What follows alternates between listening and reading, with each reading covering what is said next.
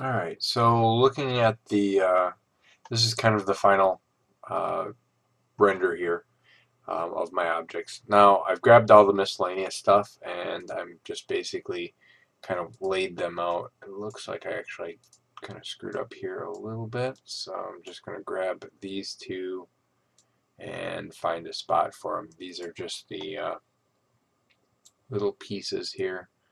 But so it looks like everything has a home, and this is laid out pretty decent here. I can go into my render templates and start rendering this off. My body torso looks like, actually before I do that, when you're doing stuff like this, you can simply just call this as uh, miscellaneous, and if you hit enter, then what happens is anytime you select miscellaneous will regrab. So that just saves you from trying to go in and reselect all of them and stuff like that. So then here is my UVs for um, my body. This arm, because it was so weird and so long, I kind of made it into one piece.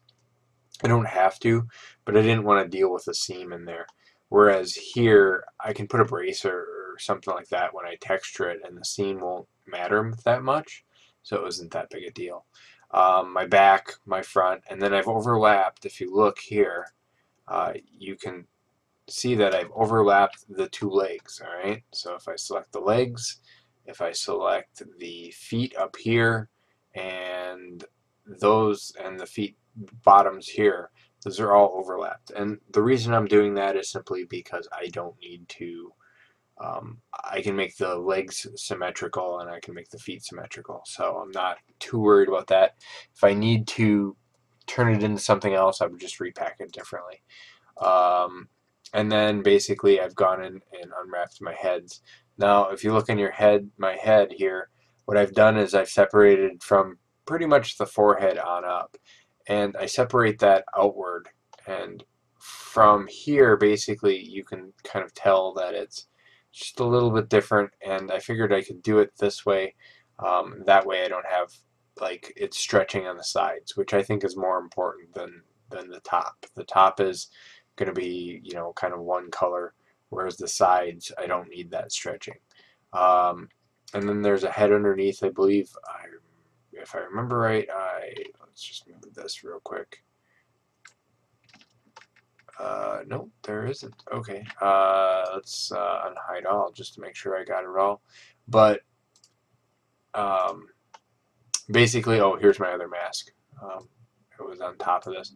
So my other mask was done, and I just took off the horns so that they're not so um, so many issues. And if you notice again, I seamed it down the middle here. Um, Basically, these are just one long plane. These saddle pieces here, these are one long plane.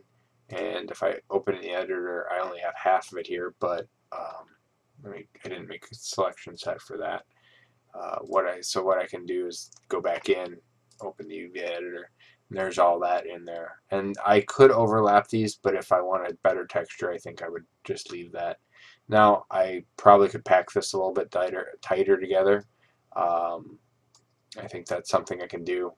Just haven't got that far yet, but I just wanted to show you guys how I've got this unwrapped so that you guys can see, um, you know, that you can easily, with a couple maps, you can easily pop out this thing. And it looks like I've missed some pieces here and there, which I probably will add into the selection set of the miscellaneous.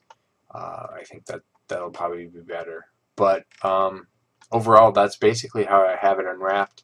And I just use the same techniques over and over, and you know, stretching, scaling, and moving vertices around. All right.